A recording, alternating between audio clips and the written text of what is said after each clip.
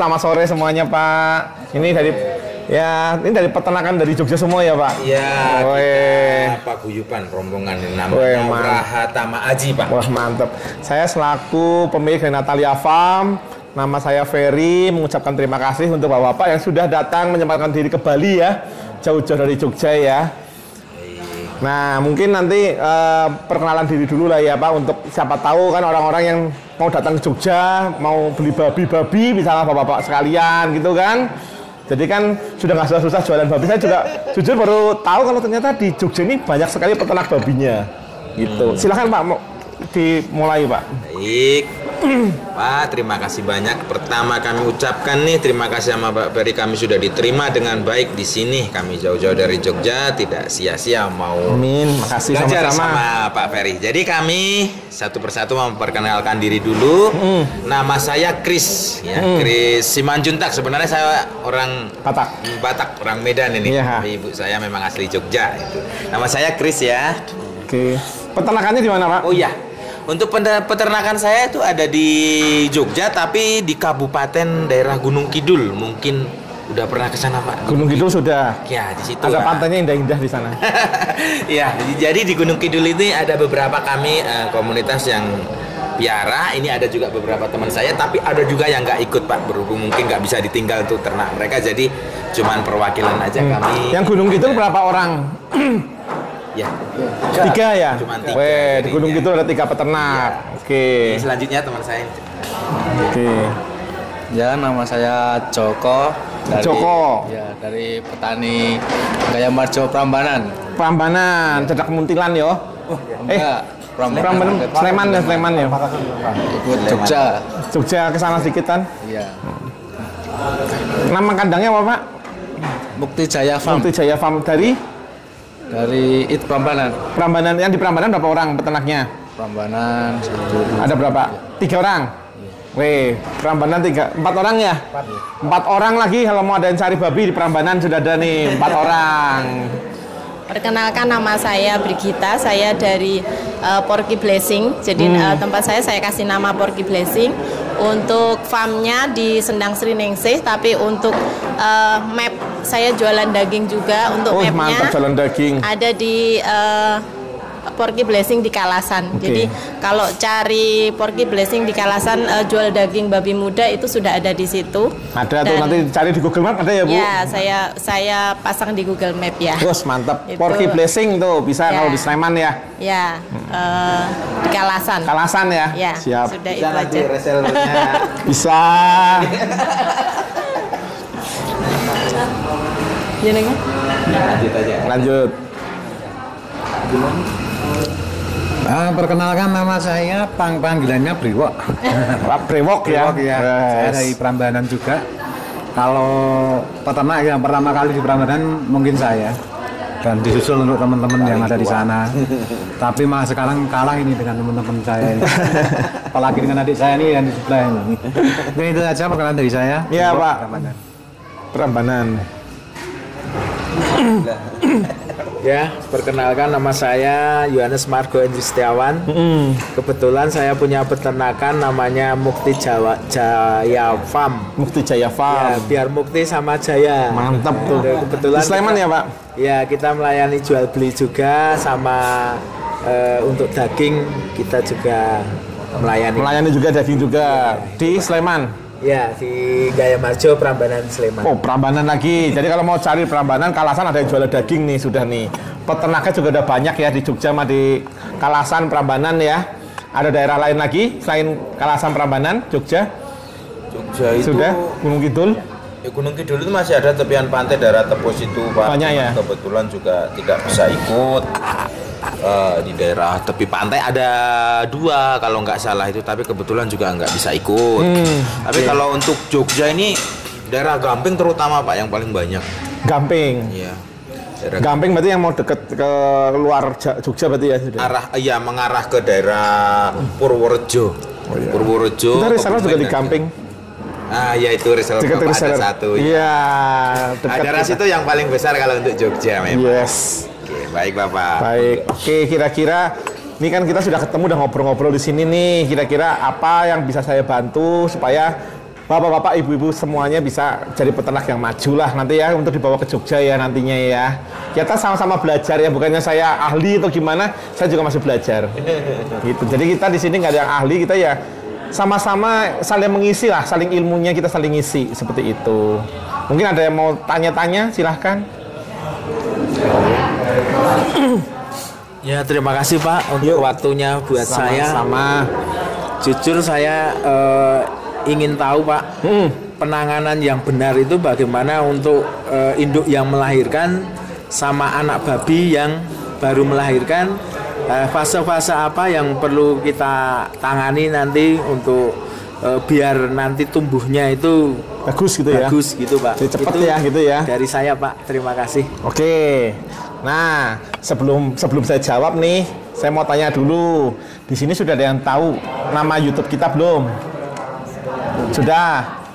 Natalia Farm ya. Nah, nih Bu, saya kasih hadiah Bu, satu Bu. Asik. Kasih hadiah kerupuk ya, karena nggak boleh pakai uang, harus pakai kerupuk dulu.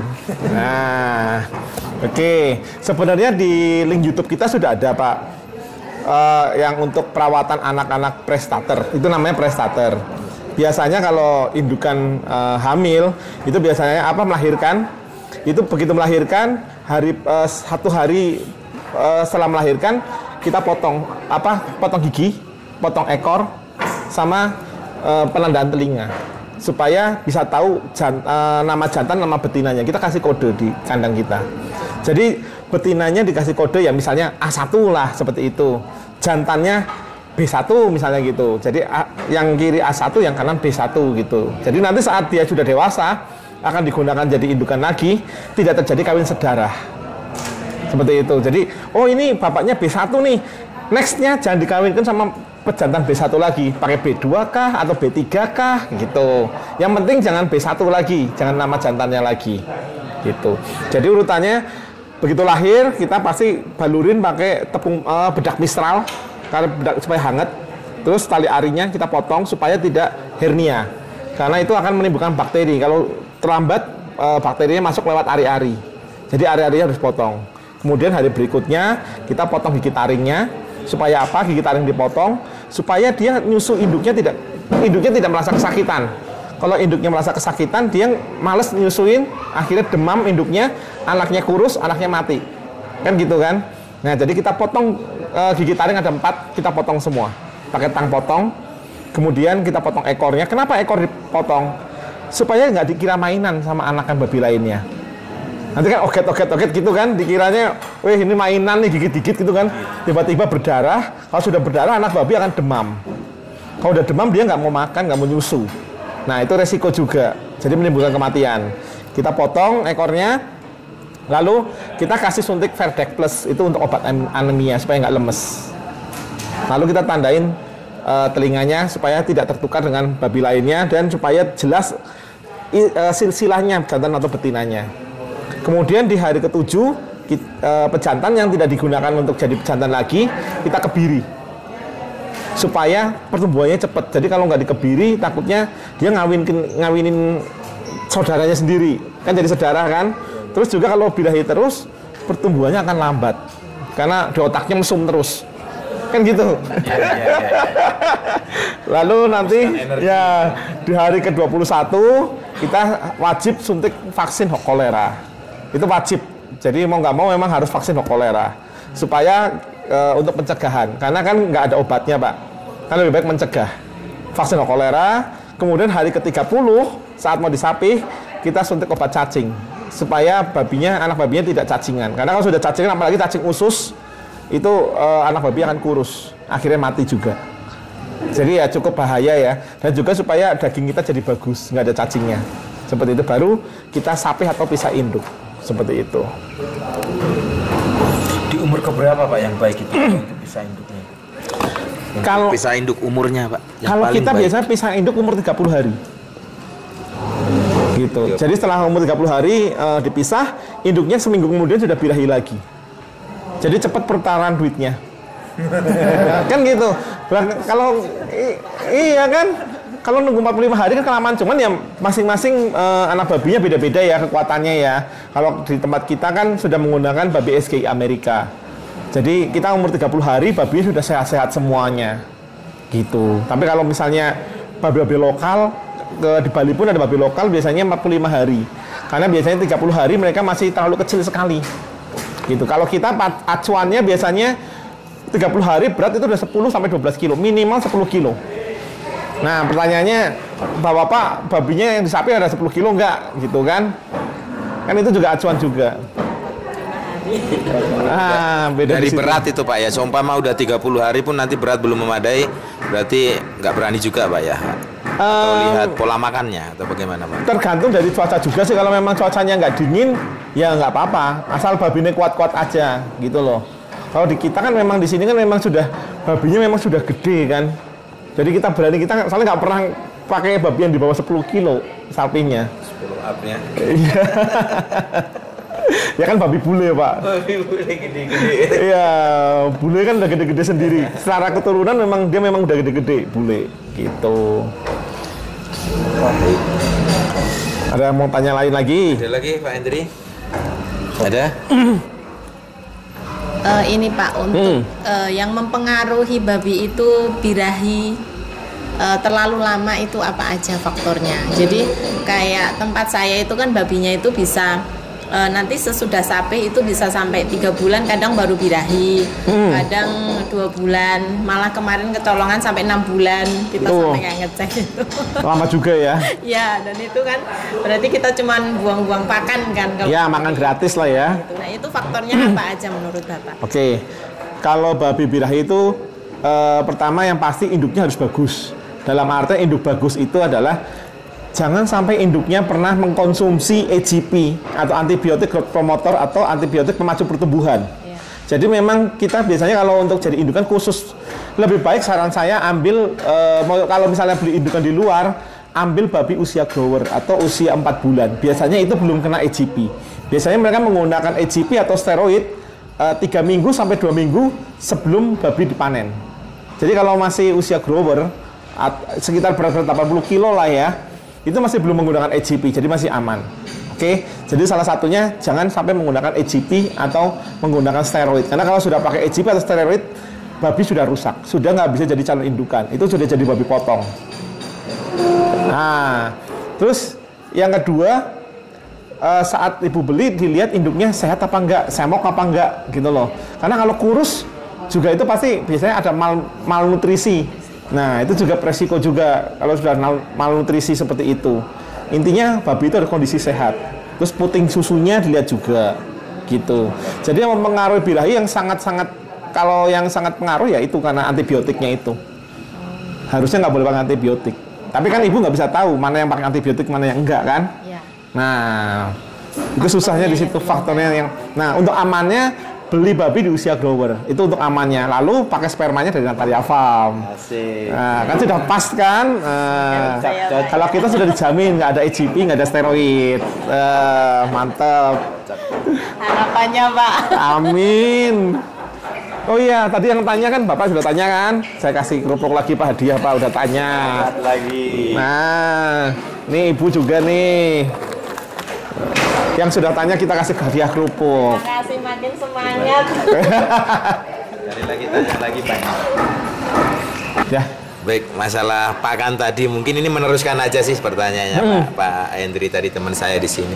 Sebenarnya untuk takaran kalau kita ngoplos sendiri yang bagus itu perbandingannya bagaimana sih Pak supaya menghasilkan memang untuk pertumbuhan yang cepat dari mulai starter sampai panen itu Pak. Oke, nanti kalau untuk formulanya nanti saya kirimin lewat WA atau nanti di YouTube sudah ada, nanti saya munculin di YouTube-nya. Oh, gitu. Untuk takaran-takarannya dari usia grower, finisher, induk hamil dan induk menyusui. Jadi komplit semua takaran jagungnya berapa, konsentratnya berapa, dedaknya berapa. Seperti itu. Nanti kirim semua di WA ataupun di YouTube-nya ada nanti. Baik. Tuh. Yang lain, kalau untuk supaya daging bagus itu salah satunya ya keturunan genetik, supaya lapisan samcannya kan lapis-lapis. Nah, betul, itu keturunan biasanya genetik. Ya, kalau untuk pakan itu hanya untuk penambah rasa. Kalau ibu misalnya pakai pakannya banyak dedaknya gitu, jadi daging lebih berserat. Jadi kita gigit lemak itu kan harusnya kan smooth ya, harusnya mulus gitu ya, enak lembut gitu ya. Harusnya kalau gigit samcan kan. Ini enggak, jadi kayak ada kres gitu, kayak ada urat gitu loh. Itu kalau terlalu banyak dedak. Gitu. Nah, kalau terlalu banyak jagung, enak Bu, cuma duitnya yang nggak enak. Iya kan? Manis dagingnya ya Pak. Iya, kalau terlalu banyak jagung enak, babinya pun enak. Seneng babinya, cuma duitnya kita yang nggak seneng. Setelah saya pernah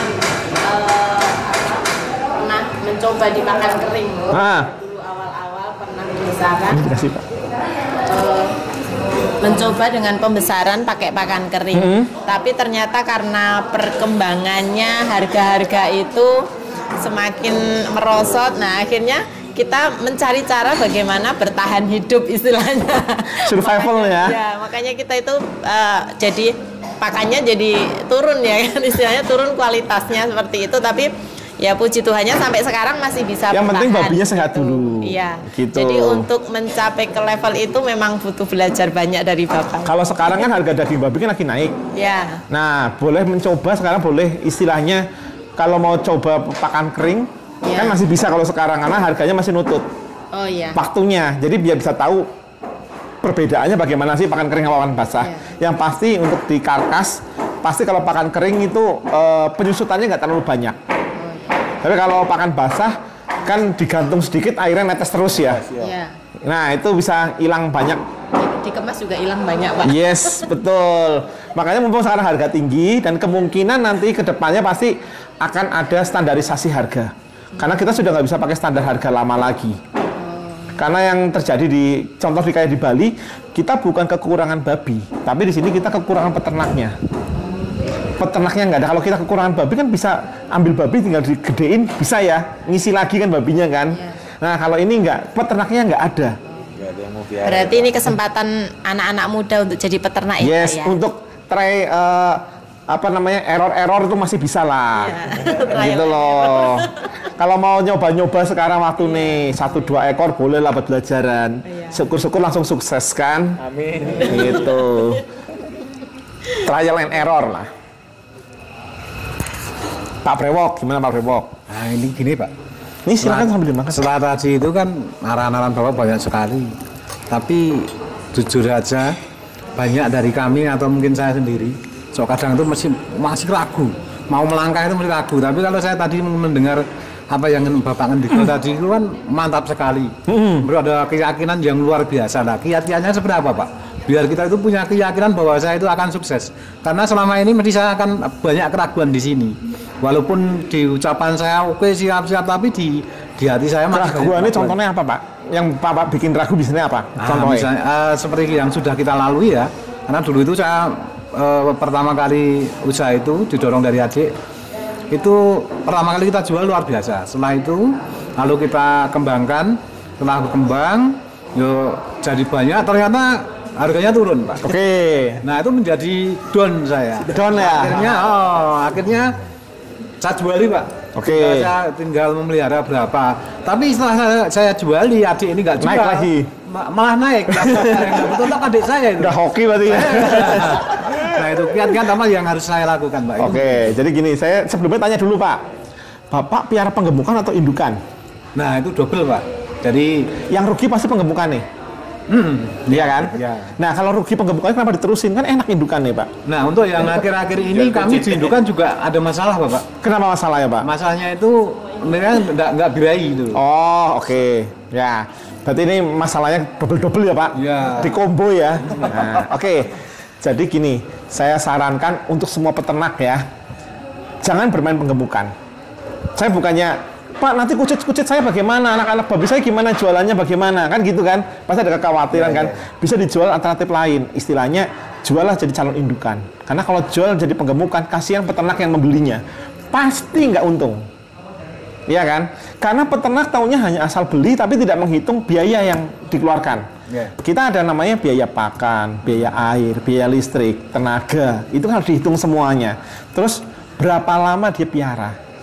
Kalau kita pakai babi SG Amerika kayak punya saya, 5-6 bulan dari lahir sudah 100 kilo. Nah, tapi kalau pakai babi lokal kan nggak mungkin. Nah, Kita kalau ngomong kosnya, kalau di tempat saya 5 sak itu sudah cukup sampai babi dipanen. 5 sak itu kurang lebih sekitar 250 kilo. Itu cukup. Jadi kita bisa ngitung biayanya. Nah, tapi kalau babi lokal saya yakin pasti lebih dari 5 sak. Nah, itu kan juga kos atau biaya yang harus diperhatikan. Nah, kalau Pak punya indukan, pertama kelebihannya adalah kucitnya atau anak babinya gratis. Kalaupun mati amit-amit nih, kalau sampai mati kucitnya, itu Bapak nggak rugi. Iya kan? Karena nggak keluar duit toh, karena gratis kan. Seperti itu. Tapi kalau Pak misalnya beli penggemukan, sudah belinya mahal, terus mati, beli 10 misalnya, mati 2 aja, udah rugi. Iya kan? Nah, makanya kalau buat saya sih mendingan piara 1 atau 2 ekor induk nggak apa-apa, tapi nggak usah piara penggemukan. Pasti aman. Mau harga serendah apapun juga, pasti tetap hidup. Bener kan? Ya. Kalau indukan pasti menang, karena kucitnya gratis. Tapi kalau penggemukan, itu ketar-ketir, duh besok naik apa turun ya harganya, pasti panen ya. Doanya banyak banget Pak, panjang lagi doanya Pak. Kan gitu. Nggak amin-amin, iyo. Tapi lebih banyak. Nah, makanya solusinya yaitu pertama ya kalau untuk indukan yang birahinya susah ya seperti tadi saya bilang sama Ibu, carilah indukan yang bagus. Terutama kalau bisa mau beli calon indukan ya yang umur 80 yang berat 80 kilo atau umur 4 bulan lah. Gitu. Kira-kira 80 kilo beratnya itu biasanya kalau 80 kilo itu mereka belum pakai AGP. Karena kalau pakai AGP atau pakai steroid terlalu panjang, terlalu lama, itu kaki babi bisa patah sendiri. Bayangkan kalau itu dikonsumsi oleh kita manusia. Jadi kayak osteoporosis ya? Ya. Pengeroposan. Itu kan sangat bahaya sekali kan efeknya kan. Makanya kalau Natalia Farm di sini kan maunya kan semua pelanggan daging babi organik Natalia Farm ini dapat menikmati daging yang sehat dengan level yang berbeda gitu loh. Walaupun harganya sama dengan harga babi lokal. Kan kualitas impor harga lokal. Gitu. Oh, bapaknya belum ada kerupuk. Nih Pak, kerupuk dulu Pak, kerupuk. Siapa lagi? Ayo. Mumpung di sini loh, mumpung di Bali loh. Iya kan? Ada yang bisa ditanyain. Nah, seperti itu. Kalau untuk apa? Untuk babi yang masih anakan, itu perlu nggak?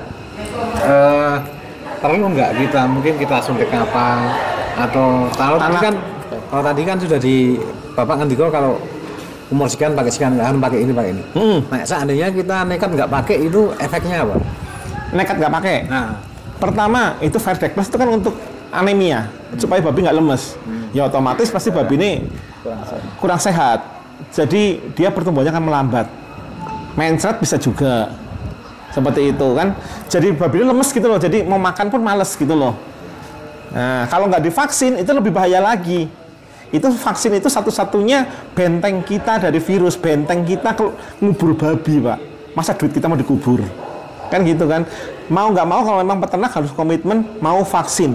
Karena kalau nggak vaksin mendingan jangan, daripada ngubur duit. Mendingan buat saya duitnya.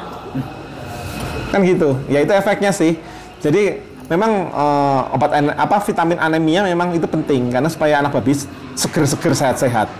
Seperti itu. Cuman biasanya kalau kami orang Jawa itu yakin ketika kita nggak main obat itu yakin sehat ya itu. Nah, yang sok kadang obat ini obat terapi, Pak. Beda. Jadi bukan kimia kayak AGP itu beda. Ini terapi. Jadi memang nggak ada masalah. Ya istilah kalau anak balita kan juga manusia kan juga perlu diimunisasi gitu kan. Tetap toh harus imunisasi kan biar sehat kan. Ini cuma untuk biar sehat aja. Gitu.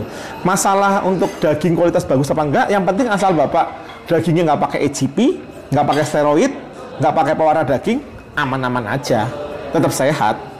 Gitu. Toh itu kan disuntiknya kan saat dia masih 30 hari. Iya kan? Jenjangnya masih panjang banget tuh sampai babi dipanen. Itu.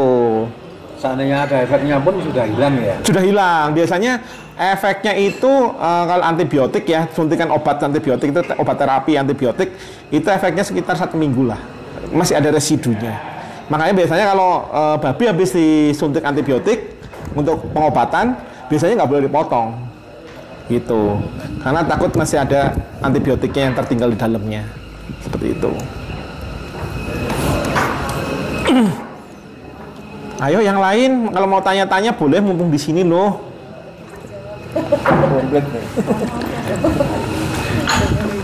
Komplit lah. Kan nanti kan mau jadi peternak maju semua. Nah, Pak, kalau kandang yang baik itu seperti apa sih, Pak? kandang yang baik, yang pasti pertama harus pakai waring.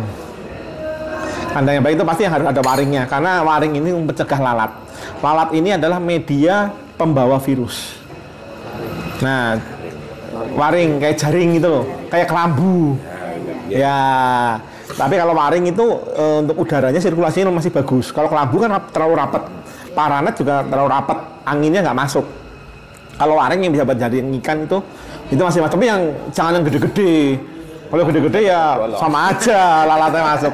Yang pasti ada waringnya. Terus ketinggian dari lantai tengah paling enggak minimal 6 meter lah, 5 meter lah udah oke lah. Jadi di dalam kandang itu amoniaknya nggak numpuk. Karena kalau amoniak sampai numpuk di kandang, kita ciri-ciri amoniak numpuk tuh waktu kita masuk ke kandang itu mata kita perih. Nah, apalagi babi yang di kandang setiap saat kan mesake toh. Nah, jadi memang atasnya harus tinggi, sirkulasi udaranya harus bagus. Gitu. Dan pastinya tempat harus kering, nggak boleh basah. Berarti kalau terbuka gini sebenarnya malah bagus ya, Pak ya? Bagus, tapi pakai waring. Oh iya, memang harus itu tapi terbuka gitu bagus. Bagus. Tapi harus pakai waring. Pokoknya intinya pakai zaman sekarang nggak bisa babi diumbar gitu aja. Apalagi nggak ada waring itu sama aja menunggu waktu untuk ngubur duit. Kan gitu. Jadi mau nggak mau memang walaupun mau peternakan besar, peternakan kecil, sisihkan dana untuk bikin waring. Kasih waring lah untuk sekeliling kandangnya itu. Terus dicegah supaya lalat nggak masuk bagaimana? Kebersihan. Sehari 2 kali harus dibersihkan. Memang boros air, makanya saya bilang piaralah indukan. Nggak takut harga turun kalau indukan. Gitu. Jadi memang lalat ini memang musuh yang sangat-sangat bahaya sekali. Nah, untuk limbah juga harus pakai, terutama yang kalau kita di sini pakai biogas. Sama. Oh, sana pakai biogas juga. Wah, udah mantep berarti Jogja udah maju berarti. Harus pakai biogas. Jadi kalau pakai biogas itu mengurangi bau. Jadi masyarakat nggak komplain. Gitu. Tempat saya itu bupati ke sana pun nggak masalah. Mantep. Itu mantep. Yang penting harus jaga kebersihan lah. Karena kan kita hidup bermasyarakat ya di sini ya. Nah, oh ya tadi Bapak kan tanya, apa sih yang bikin jadi semangat, ya kan? Saya kasih tahu lagi Pak, kita mau piara babi ini, tempatnya khusus, nggak sembarang tempat. Makanya kita disebut eksklusif. Nggak semua orang bisa piara babi juga, bener kan? Nggak semua tempat boleh untuk piara babi, ya kan? Sedangkan permintaan babinya tinggi, itulah yang membuat kita semangat Pak, ngitung cuan Pak. Cuan. Kan gitu kan? Nah, cuman harus menggunakan manajemen yang baik. Karena di babi ini bukan sekedar hanya mandiin babi, ngasih makan babi, selesai, nggak sekedar itu. Kita juga PR-nya, perintilannya itu banyak gitu loh. Ya kan? Memastikan bahwa babi ini tidak kawin sedarah itu yang utama sih, penting juga. Terus memastikan pakan yang dikonsumsi itu pakan yang terbaik. Ya. Tidak mengandung EGP dan tidak mengandung steroid dan juga pewarna daging supaya kita manusia yang konsumsi itu aman, merasa aman gitu loh, yakin ini dagingnya bagus gitu loh. Seperti itu. Ibu ada pertanyaan? Ini Pak, untuk metode penyapihan ya. Jadi kan kalau tempat kami enggak 30 hari, jadi belum berani untuk 30 hari. Selama ini saya nyapihnya sekitar 45 hari. 50 hari? 45. Oh, 45 hari. Jadi 45 hari baru kita sapih. Tapi kendalanya ketika si babi ini pindah ke kandang yang lantai. Jadi tadinya kan di kandang yang panggung, terus dipindah ke kandang yang lantai, itu nanti pasti ada berapa persen kematian gitu. Oke. Jadi kita nggak tahu penyakitnya apa, tapi tiba-tiba mati gitu loh Pak. Itu banyak nggak kematiannya? Enggak, 1-2 aja. Oh, 1-2.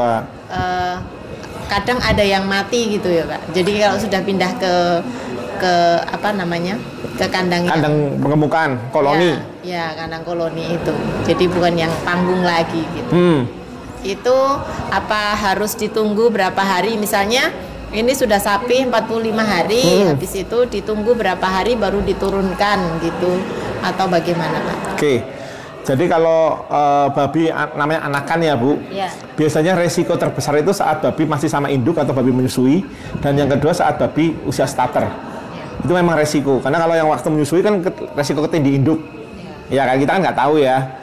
Terus yang kalau memang starter biasanya dia perubahan pakan, dia jadi mencret. Nah itu juga harus diperhatikan.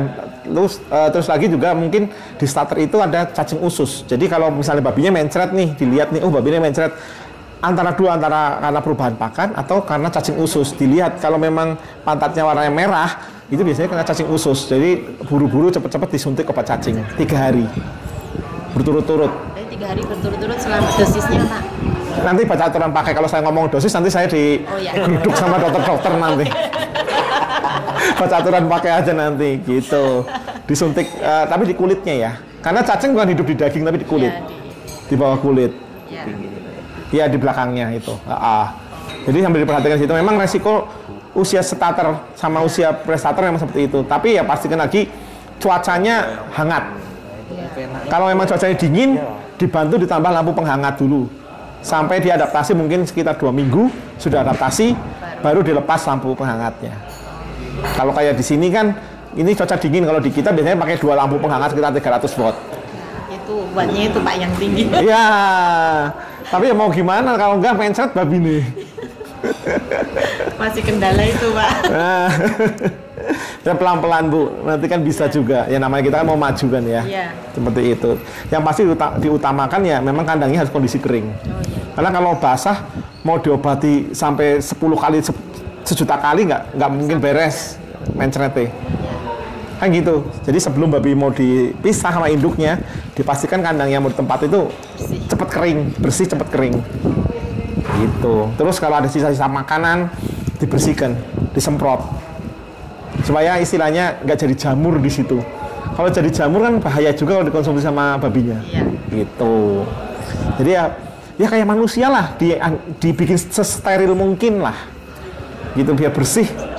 Ya kalau soal babi itu rentan sakit memang betul. Ya selama kita jaga kebersihan ya aman-aman aja. Kan duit itu kan. Ya gitu. Berarti di kandang Bapak sekarang kalau untuk pejantan itu udah nggak ada ya Pak? Karena semua pejantan kita masih pakai dong. Kan untuk diambil spermanya. Oh tapi kalau untuk ngawin kan udah pakai IB. Kita ada 400 induk. Kalau nggak pakai pejantan bingung masa pakai sperma saya. Kan nggak laku jual. Apa ini? Nah iya. Jadi tetap kita pakai. Cuma kelebihannya kawin IB itu pertama tidak resiko kaki patah. Takutnya kan biasanya kan ya babi pejantannya besar, terus yang induknya kecil gitu kan, resiko matain kaki induknya. Atau sebaliknya induknya besar, jantannya kecil, harus pakai pancalan itu loh, apa namanya, tumpuan kaki kan. Biasanya bisa kepleset juga di situ kan, nggak tekan, tuh nggak nyampe kalau udah kepet kan, itu udah gemes gitu kan. Nah, jadi kalau pakai kawin IB ya lebih cepat, 2 menit lah udah selesai. Terus tidak ada resiko kaki patah. Kan lebih simpel, nggak perlu lama-lama, nggak perlu nunggu seharian, bisa sambil jagongan, bisa main apa gitu kan, nyambi kan bisa. Nah kalau kayak kita 20 babi ya, hitungan nggak sampai setengah jam udah selesai sekali ngawinkan. Karena ya tergantung orangnya banyak apa enggak ya. Kan tinggal coblos-coblos doang, kan pinter nyoblosin semua. Itu Pak jagonya. Nah, terus yang kedua, yang berikutnya, kalau dengan kawin IB itu, istilahnya satu babi, satu pejantan ini bisa untuk ngawinkan 5 induk. Jadi bukan hanya 1 induk aja, langsung 5 induk bisa. Seperti itu. Jadi lebih efisien sperma. Kan sperma eman-eman toh, kalau kecer-kecer. Iya, banyak terbuang itu padahal kalau meleset-meleset itu. Cora bener. Cora bener ya. Iya. Nah, itu mengenai spermanya itu tadi Pak. Nah, seumpama nih kami ini kan ingin kawinkan IB, pengen bibitan dari Natalia Farm kayak gitu. Seumpama kami nanti minta dikirim kayak gitu, apakah itu nanti dijamin dijamin tetap bagus sampai tempat kami Pak, atau bagaimana Pak? Itu ada kemasan khusus kah atau bagaimana Pak? Kita jamin sampai bagus dan juga kita kasih garansi. Kalau seandainya ada kegagalan, kita akan ganti. Spermanya gratis. Ongkos kirimnya ditanggung kembali. Kita coba Kita cuma menggratiskan spermanya aja gitu. Tapi kalau misalnya Bapak beli 1 induk, tapi kalau Bapak misalnya beli langsung 5 induk, kelima-limanya harus gagal semua. Kalau salah satu berhasil, Pertanyakan. nah kalau salah satu berhasil, berarti kan bukan masalah di spermanya, masalah di birahinya atau masalah di indukannya, bener nggak? Belum tepat ya. Ya, istilahnya kan kita ini kan kita nggak tahu kalau beli 1 induk kan kita nggak tahu ya antara spermanya yang nggak hidup atau babi indukannya yang bermasalah kan gitu kan. Makanya saya kirimin 1 lagi nih gratis gitu loh untuk memastikan. Lagi, ya. Tapi kita pasti akan kirim video pakai mikroskop kondisi sperma sebelum dikirim masih hidup. Nah setelah sampai sana kan pengaplikasiannya kan tergantung kaliannya sendiri, birahinya babi kan juga pengaruh juga kan. Nah tapi kalau untuk 5 induk itu lebih enak karena 5 induk selain harganya lebih murah juga kan bisa memastikan kalau memang ada kendala di spermanya pasti kelima-limanya akan gagal semua. Iya. Iya kan? Iya. Tapi kalau 1 berhasil berarti bukan masalah di spermanya, masalah di induknya seperti itu. Itu untuk penyimpanannya perlu perlakuan khusus atau tidak? Udah dikemas. Penyimpanan, penyimpanan bisa di kulkas, ditaruh di kulkas aja. Iya, digeletakin. Cuma jangan deket-deket makanan ya, nanti dikira minuman. Ditulisin di situ ya. Kiko. Ya. Jangan deket-deket makanan, ditulisin lah. Kiko. Nanti anaknya dikira dot lagi nanti. Efektif berapa lama? 7 hari di kulkas. 7 hari. Jadi Iya. kalau sudah lebih dari 7 hari, Kurang bagus. Sebenarnya bisa 2 minggu, tapi kita ngomong pahitnya 7 hari. tapi proses pengiriman dari sini ke sana sudah berapa hari? 1 jam. Pakai pesawat. Cuman biasanya kalau orang mau beli sperma sama saya, mereka sudah tahu kapan mau birahi. Atau misalnya nih, babinya Pak misalnya, oh nanti tanggal 1 nih, Pak kemarin babi saya tanggal 1 birahi, misalnya sekarang sudah tanggal 2 nih. Oh tanggal 1 birahi, oke. Saya akan pesan untuk 21 hari ke depan, karena siklus babi birahi itu per 21 hari. Jadi tanggal 22 nanti babi akan birahi. Pak saya pesan sekarang, oke kalau begitu pesan, kita langsung melakukan pembayaran. Karena kan yang di tempat kita daftar antriannya panjang, karena kita melayani seluruh Indonesia. Nggak bisa dadakan. Booking dulu. Ya, untuk 21 hari ke depan. Nah, nanti antara tanggal 19 atau 20, saya akan nanyakan lagi, Pak, babinya sudah tanda-tanda birahi apa belum? Kan dia birahi 3 hari. Ya. Nah, oh ini sudah mulai memerah tanggal 19 nih. Langsung tanggal 20 saya kirim duluan, nggak perlu nunggu tanggal 21. Karena namanya babi birahi kan bisa kadang ngaju, kadang mundur. Nah, jadi sehingga sperma nggak perlu terlalu lama disimpan di kulkas, nggak perlu sampai 7 hari. Kalau bisa datang langsung diaplikasikan, dikawinkan. Birahi cuma 1, Pak. Apanya? Kita beli untuk 5 induk. 1, beli 1 aja. Oh, beli 5 induk. Rombongan karo ngene koncone itu. Oh, sama temen-temen nih. Nah, temennya banyak di sini loh, rombongan loh. Tinggal cup-cup aja mana yang birahi gitu. Mau nampung kok. Gue mana apa? Laku babinya daripada ini. Jadi kan bayar, nah ini malah dibayar. Masa iya Pak? Cuman ya memang untuk kita mendapatkan genetik yang bagus atau keturunan yang bagus kan memang ada biaya. Tapi biaya itu nggak mahal asal kita bisa pintar-pintar menyiasati. Contoh nih begitu punya anakan, oh saya mau nyimpen 2 ekor, misalnya beranak 10 nih. Saya mau simpen 2 ekor, yang 8 ekor kita jual. Saat kondisi bibit, kita bisa jual jadi calon indukan, tawarkan ke yang lain. Siapa tahu laku 2 ekor, kan udah lumayan. Iya kan? Wah, harga sperma sudah balik modal. Iya toh? Sisanya 6 ekor lagi digedein. Jual indukan atau jual jadi pejantan saat sudah gede. Ternyata ada yang mau beli lagi 1 orang, 1 ekor misalnya gitu. Wih, duit lagi kan tadi sudah balik modal waktu bibit kan, ini sudah balik modal lagi dapat duit. Nah sisanya nggak laku lagi, baru aturan terakhir jual babi potong. Iya toh, jual lagi, cuan lagi. Iya toh, seperti itu kan ada trik-triknya. Jadi jangan beranggapan bahwa, mahal ya, tinggi ya, saya nggak mampu ya gitu. Jangan berpikir seperti itu. Kita kan bermimpi besar. Mumpung mimpi itu gratis. Cuman bagaimana cara kita menggapai mimpi itu jadi kenyataan, kan gitu kan? Seperti itu. Kalau kita selalu serba ketakutan ya nggak maju-maju. Iya toh? Berani mencoba ya Pak ya. Nah, harus berani mencoba. Takutnya dengan virus yang baru ini loh Pak. ASF ini loh Pak. Si Mas AC Asef ini loh. Ya. Yang selalu meresahkan itu loh, Pak. Jadi kita mau maju, mau nambah banyak pun kepikiran, aduh nanti kalau kena Mas Asef gimana itu. Oke. Belum ada solusinya. Nah, kecuali biosecurity aja ya. Ya, oke. Jadi gini, saat bapak ibu-ibu piara babi, itu kan disebut peternak. Ya. Iya kan? Tapi saat bapak-bapak ibu-ibu sudah menjual, kan disebut pengusaha. Iya kan? Namanya kita usaha babi, makhluk hidup. Pasti ada resiko. Resikonya kematian. Semua usaha nggak mungkin nggak ada resiko. Bener nggak? Kalau semua usaha nggak ada resiko, sugih semua orang Indonesia. Nggak ada yang kere. Bener kan? Nah, tapi bagaimana cara kita meminimalkan resiko itu? Kita sudah tahu nih ada ASF nih. ASF media pembawanya apa? Lalat sama angin. Ya sudah, cegah. Bagaimana supaya nyegah lalatnya? Yang pertama dengan kebersihan, biosecurity. Biosecurity salah satunya adalah kebersihan. Kayak kandang kita, sehari 2 kali kita bersihkan dan mandikan babinya. Kandang kita.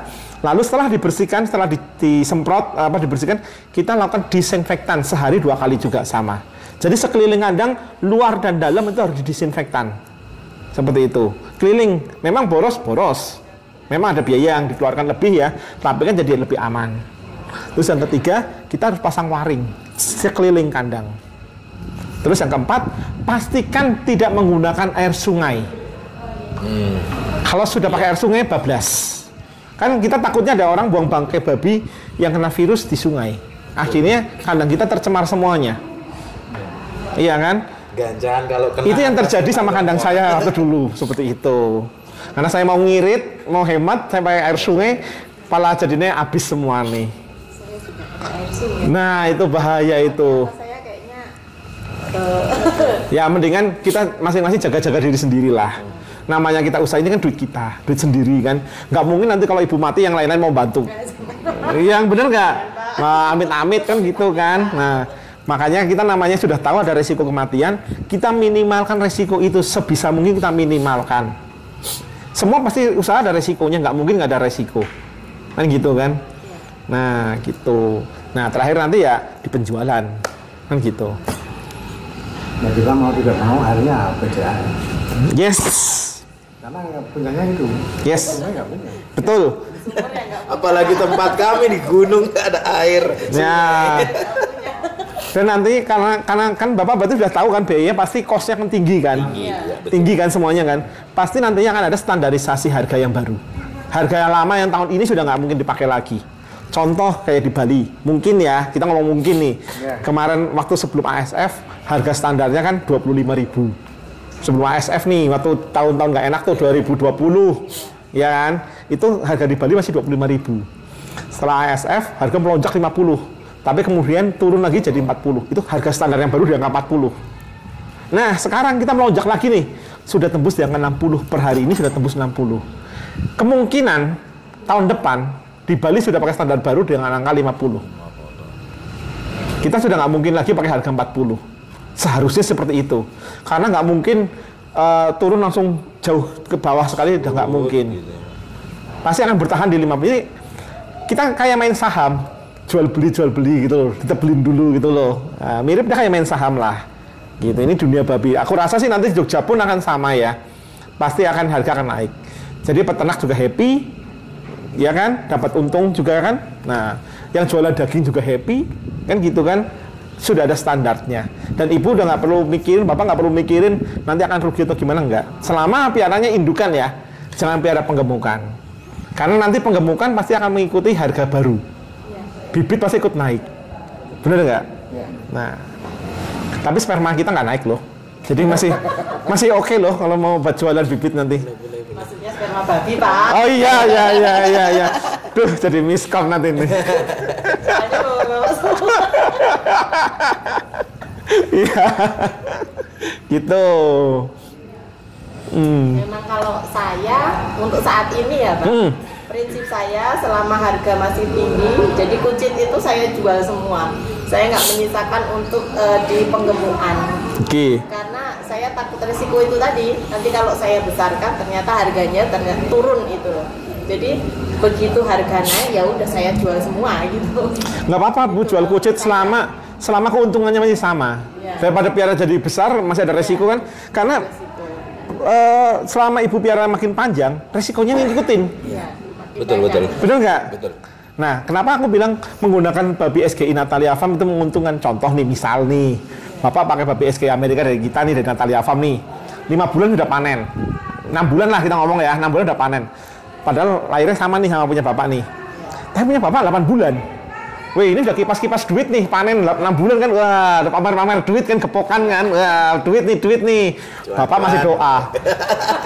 Aduh, ini belum, moga-moga nggak kena ASF, aman, 2 bulan lagi aman, gitu. Ini sudah kipas-kipas yang di sini, paham toh? Jadi semakin kita panjang piara babinya, resikonya mengikutin. Nggak mungkin resiko nggak ngikutin. Itu udah logis, bener nggak? Nah, makanya saya pakai babi SGI Amerika walaupun sedikit lebih mahal, sedikit lebih tinggi harganya, tapi setidaknya saya bisa tidur nyenyak. Babi saya cepat panen. Doa saya nggak panjang-panjang. Gitu kan? Aminnya panjang, amin! Gitu, kepanjangan banget kan? Nah, jadi 5 bulan, 6 bulan sudah panen, kita sudah tenang, lega lah, udahlah, nyaman gitu loh. Mau tanya lagi Pak, misalnya kan tadi babi SGI Amerika itu kan dalam jangka waktu 5 bulan sudah panen. Iya. Itu dengan pakan yang komposisinya seperti jagung konsentrat sama nanti ada di akan. Ada. Tapi kalau misalnya pakannya itu kayak kita, kalau kami kan pakannya masih pakan yang limbah, ya. yang ini. Ya. Apakah itu mengikuti 5 bulan? Oke. Mengikuti yang 8 bulan ini tadi. Oke, jadi gini, saya kasih perumpamaan manusia, lebih gampang, ya. Ada anak bule. Umur 10 tahun di Indonesia nih, blasteran lah ya, sama anak Gunung Kidul umur 10 tahun. Saya tanya, sama-sama umur 10 tahun nih, anak bule sama anak Gunung Kidul lebih tinggi mana bodi nih? Gini Pak. Bule kan? Bener kan? Gini. Padahal makannya sama, tiwul. Makannya sama, iya kan? Nasi. Itu karena genetik, keturunan. Gennya lah. Yang penting ibu kasih makan, kalau nggak kasih makan mati. Berarti faktor makan tidak begitu ya mempengaruhi, tapi tidak begitu berpengaruh sekali ya. Iya, betul. Genetiknya yang Karena keturunan atau genetiknya. Gitu. Terus ini satu lagi Pak, kok dari tadi satu lagi ya Pak? Ini kasih mic-nya biar semangat. Gini, kalau yang babi yang rasnya bagus itu malah rentan penyakit daripada babi kampung. Bener Ras itu ras bagus itu ras gimana maksudnya? Yang rasnya bagus. Misalnya kayak punya saya kan ada F itu tinggi itu udah murni gitu kan ya. Maksudnya lebih tinggi rasnya lebih gampang sakit gitu loh. Itu nggak ada hubungannya sih. Oh enggak ya Pak. Justru kalau lebih tinggi genetiknya, misalnya kayak punya saya udah sampai F10 nih, itu sudah sangat-sangat murni sekali. Jadi semakin tinggi F-nya itu semakin murni. Dalam artian babi saya udah 100% babi di Amerika sama dengan gitu. Jadi kalau ngomong rentan, bukti punya saya masih aman-aman, amin, mudah-mudahan ya, amin. Punya saya sampai sekarang masih aman-aman aja. Yang terpenting adalah kita menjaga biosecurity. Contoh biosecurity ya, kita nggak terima tamu masuk ke kandang, nggak boleh. Terus kalau ada jagal yang mau beli babi, suruh nangkepnya jauh-jauh dari kandang. Ya, babinya dikeluarin suruh jalan. Dan ibu juga nggak boleh bersentuhan sama jagalnya. Paham toh? Sepatu bootnya, bajunya, rambutnya, semua kan bisa bawa virus. Paling nggak suruh jalan 100 meter atau 200 meter lah. Gitu. Babinya juga lebih sehat kan. Yang penting sudah ditimbang jadi nggak susut. Sudah jalan. Nanti jalan-jalan nanti belum BAB di padang jalan kan ngurangin lagi kan. Tapi intinya kalau memang mau jualan, boleh jualan tapi asal jagalnya taruh di luar jauh. Jangan jagal nggak boleh mendekat. Mobilnya, sepatunya, bajunya, rambutnya nggak boleh sama sekali. Ya, kalau kayak kita di Natalia Farm kan, kita memang tidak jual babi potong. Jadi kita memang untuk memutus virus itu memang nggak jual ke babi potong, jadi nggak ada jagal yang datang ke kita juga, gitu. Aman pokoknya pokoknya sesuai SOP lah, kesehatan lah, ikuti biosecurity diikuti, aman kok. Virus putus. Yes. Virus putus, duit datang ya. Cuan, Pak. Nah. Salam cuan. Biar ketularan, Pak. Amin. Miliarder, Pak. Amin. Ya, jadi tambah semangat ini, Pak. Gitu. Dari kandang dulu tapi. Hancur ya Pak kandang Bapak. Yang penting ada waringnya sudah cukup lah. Yang penting lalat jangan sampai masuk aja. Iya. Terus pastikan lantainya kering. Itu kalau lantai nggak kering, ya babinya susah berkembangnya, pasti mencret terus. Karena kalau babi sudah mencret, ujung-ujungnya kerdil. Kan gitu kan? Jadi memang harus kondisi babi memang harus sehat. Seperti itu. Ada lagi. Ayo, tanya-tanya lagi. Mumpung di Bali loh ini loh. Aku yang banyak yang tanya dari tadi. Ya sama emak. Iya, kalau ada yang masing tadi kayaknya mau banyak yang ditanyakan Pak tadi Pak kayaknya Pak.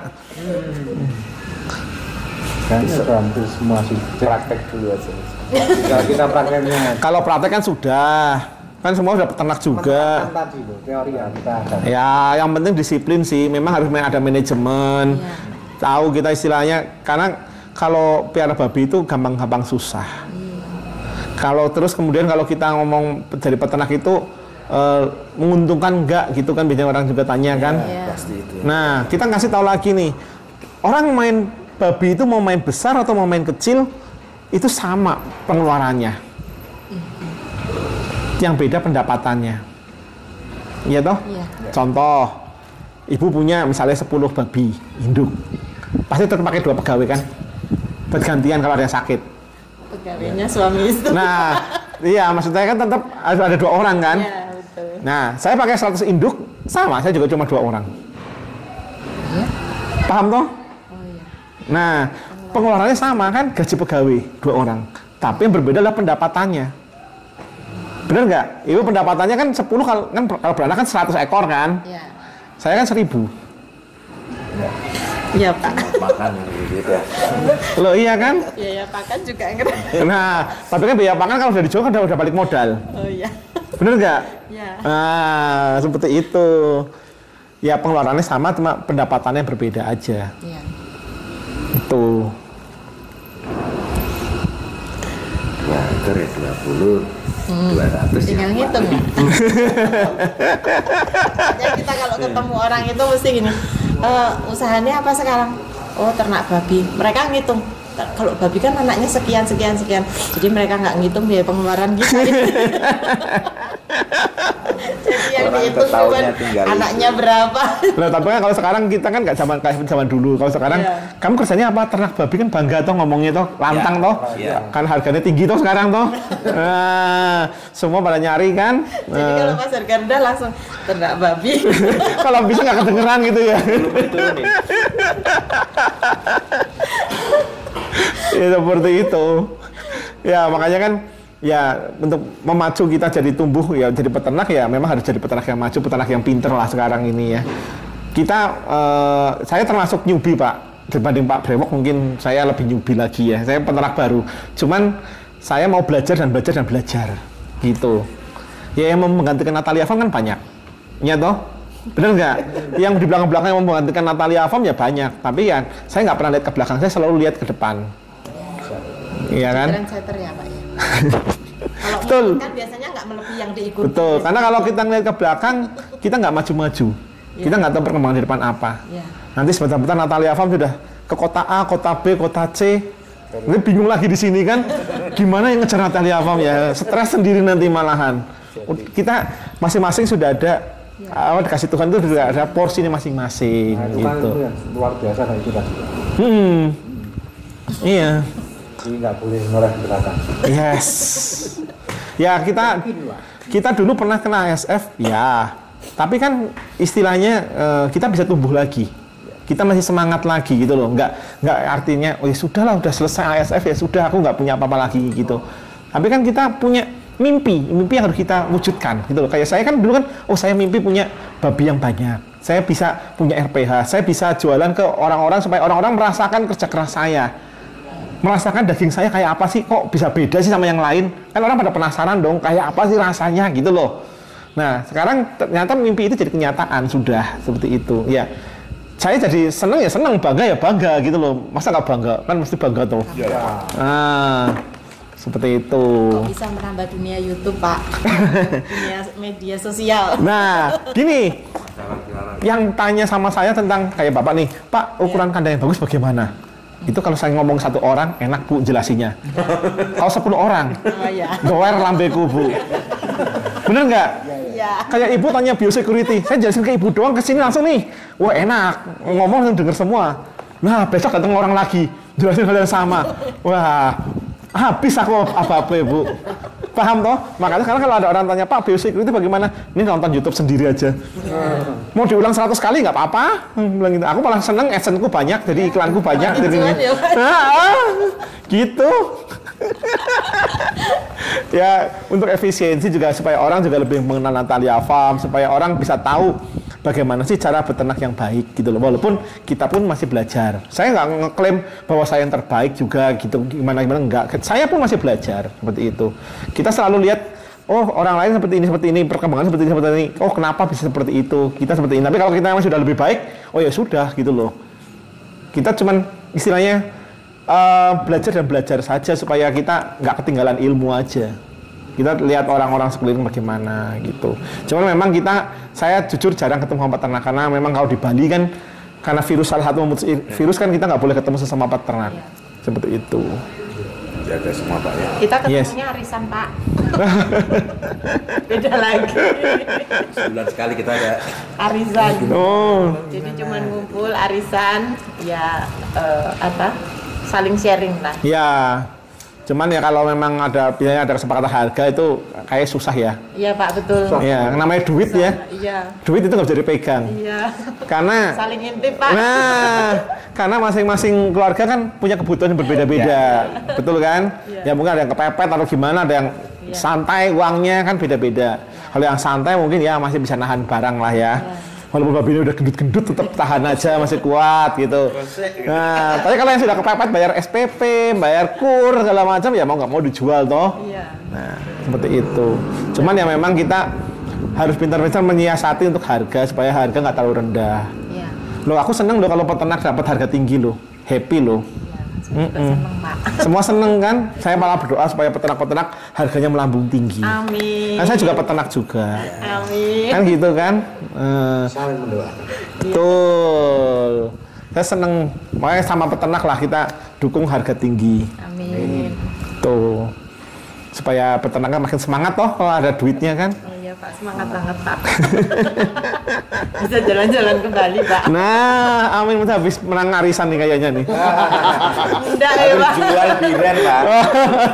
Saya nggak punya biren. Harga 53 dia Pak. Mantap tuh udah. Nggak ada. Nggak punya. Ya, yang penting ya itu babi ya sehat ya, kita cuan sehat lah jadinya lah. Ya, yang penting bisa jalan Pak. Bisa jalan, bisa mencukupi, bisa inilah gitu. Setuju, betul. Bisa berkembang lagi. Gitu lah. Amin. Jadi nggak hanya yang kayak peternak zaman dulu ya, orang tua zaman dulu ya Pak ya. Termasuk kita ini kan di daerah kita ini kan peternak-peternak yang istilahnya bukan peternak yang turun temurun Mbak. Jadi kita itu bukan pewaris ya. Belajar dari nol. Iya, bukan pewaris Pak. Tapi perintis ya. Perintis. Benar-benar belajar dari nol. Saya dulu nggak tahu bentuknya babi kayak apa. Tiba-tiba terjun ke babi, tiba-tiba harus belajar ini, baru belajar ini, tiba-tiba bengek, harus bangkit lagi, harus ya itulah Pak. Ya namanya kita pengusaha itu jatuh bangun seperti itu. Cuman kita jangan mengulangi kekonyolan yang sama. Kan gitu kan, namanya udah pernah kena virus, kita belajar apa sih nyebabin virus. Oh, karena air sungai. Oh ya udah jangan pakai air sungai lagi. Oh, karena lalatnya banyak. Oh ya udah kita tutup laring. Jadi jangan mengulangi kekonyolan yang sama. Kalau kekonyolan yang sama berarti nggak usah jadi peternak. Puji Tuhan virus belum Pak. Karena kita jangan. Baru dengar-dengar itu kita sudah langsung stop, nggak boleh ada yang masuk. Nah itu bagus. Nggak boleh ketemu. Termasuk unggas anjing juga nggak boleh. Kalau anjing biara sendiri ya Pak. Nah takutnya kalau anjing selama di rumah nggak ada masalah. Tapi yang penting anjing itu jangan sampai main ke kandang orang. Dan kita kandangnya juga jauh-jauh. Jadi bukan yang berdekat-dekat-dekatan itu. Jadi ya puji Tuhan so far aman. Amin. Jadi yang dulu jadi kendala itu yang harganya anjlok, yang tiba-tiba pakan nggak ada, harga anjlok itu sudah pusing, makin pusing gitu Pak yang itu. Nah kemudian sekarang tambah ASF itu yang ya puji Tuhan kita belum kena, tapi kita belajar antisipasi dari situ. Betul, harus mencegah karena obatnya belum ada. Iya, dan kita juga pengen berkembang lagi seperti peternakannya Bapak ini. Amin, pasti bisa lah. Gitu. Pasti bisa lah. Amin. Yang penting doa dan semangat. Amin. Nanti duitnya udah ngikutin sendiri duitnya. Sudah gitu? Sekali lagi cukup. Cukup. Sekali lagi terima kasih atas kunjungannya para peternak dari Jogja. Jadi untuk yang nonton YouTube ya, di Jogja nih banyak peternak ya. Jadi kalau mau cari babi atau daging, nah bisa hubungi yang di Prambanan ada, Pak, yang di Sleman ya? Sleman ada, Prambanan ada, Kalasan ya Bu? Kalasan ada, di Kalasan. Jadi kalau mau cari daging bisa juga. Langsung dari peternakan sendiri ya Bu? Ya. Oh, dijamin tanpa EGP, tanpa steroid? Dijamin. Oh, mantap tuh. Pakai pakan lokal ya, jadi dijamin. Dijamin babi muda juga Pak. Oh, dijamin jadi, babi muda. Campuran. Muda kayak ibu bukan? Ya, makanya dijamin babi muda. Jadi kalau di Jogja mau cari babi, nanti bisa hubungin atau nanti bisa hubungin Pak Guyuban. Nanti ada nomor telepon Pak Guyuban? Ada. Oh, ada. Nanti kasih nomor teleponnya, boleh nanti saya masukin di YouTube saya. Nanti siapa tahu bisa bantu ya. Moga-moga di Jogja peternaknya jadi makin maju, makin lancar, jauh dari ASF ya. Pokoknya harus tetap semangat terus sama doa, banyak-banyak doa. Ya, oke, thank you semuanya. Makasih Pak, makasih. Mohon maaf kalau ada kata-kata yang salah. Maaf. Terima kasih juga Bapak dari kami sudah disambut dengan baik. Jika dari kami dan teman-teman ada kata-kata yang salah atau yang kurang berkenan, kami mohon maaf Bapak. Amin. Semoga sukses selalu buat Natalia Farm. Thank you Pak. Kita juga sama-sama Pak. Pokoknya kita sama-sama maju lah ya nanti ya. Sip, thank you semuanya. Makasih.